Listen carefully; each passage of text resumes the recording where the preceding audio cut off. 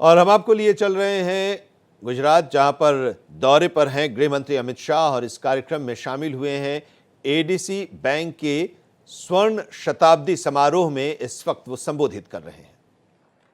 आटली गरीब अवस्थामांथी વર્ષના 80 લાખનો પગાર વધારો, દૂધના ભાવનો વધારો એક મહિલાના બેંક એકાઉન્ટમાં જમા થાય એ સહકારિતા સિવાય કોઈ ક્ષેત્રની અંદર અને એટલા માટે જ અમદાવાદ ડિસ્ટ્રિક્ટ કોઓપરેટિવ બેંકને હું જ્યારે ચેરમેન હતો ગામડાઓમાં જતો ત્યારે સૌ કહેતા નાના માણસોની મોટી બેંક છે અને સાચ અર્થમાં અમદાવાદ ડિસ્ટ્રિક્ટ કોઓપરેટિવ બેંકે નાના માણસોની મોટી બેંકનો મંત્ર ચરિતાર્થ કર્યો છે, એને સફળતાપૂર્વક।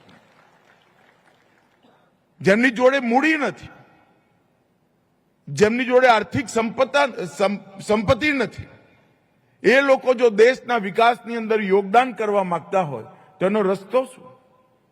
એમને કામ કરવું છે, હોશ છે, ધગસ છે, મહેનત કરવી છે, કામ કરવાની સમજણ પણ છે, પરંતુ મૂડી નથી।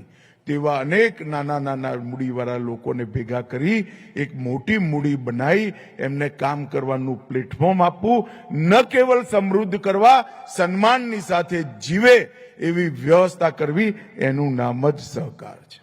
અને મિત્રો એટલા માટે 70 વર્ષથી આ દેશની અંદર એક માંગ હતી, 70 વર્ષથી કે સહકારિતા મંત્રાલય રાષ્ટ્રીય સ્તર પર થવું।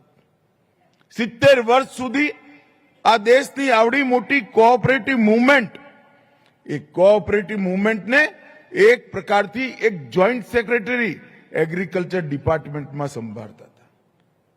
નરેન્દ્રભાઈ ગુજરાતથી કોઓપરેટિવ મૂવમેન્ટના ચમત્કારો જોઈને દિલ્હી ગયા હતા અને નરેન્દ્રભાઈએ 3 વર્ષ પહેલા સ્વતંત્ર સહકારિતા મંત્રાલય ભારત સરકારમાં બનાવવાનું કામ કરી સહકારી આંદોલનમાં નવા પ્રાણ પૂરવાનું કામ આપણા નેતા નરેન્દ્રભાઈએ કર્યું।